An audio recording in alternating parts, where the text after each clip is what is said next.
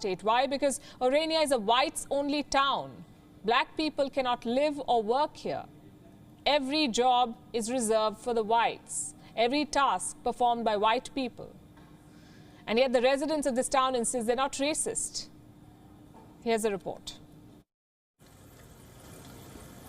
Welcome to Orania, a remote farming town in South Africa's Northern Cape.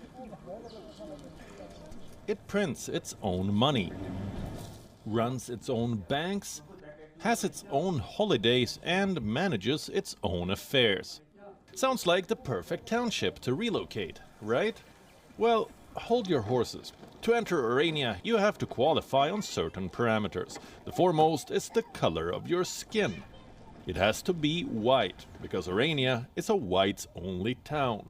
The uniqueness is too obvious to ignore.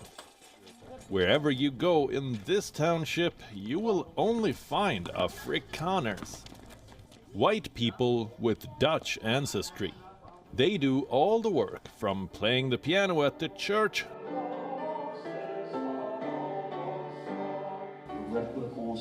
to reading out the Bible to believers, to running the kitchen at a restaurant.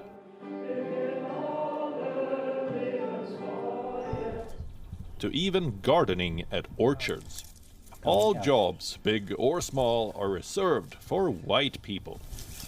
But the residents of this town insist that they're not racist. We are from Africa, that's why we call ourselves Afrikaners. We want to remain here. We also want to retain our identity.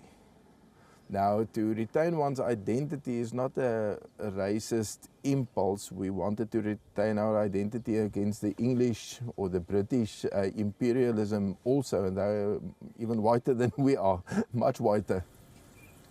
Orania is often dubbed as the last outpost of apartheid, a system of institutionalized racial segregation.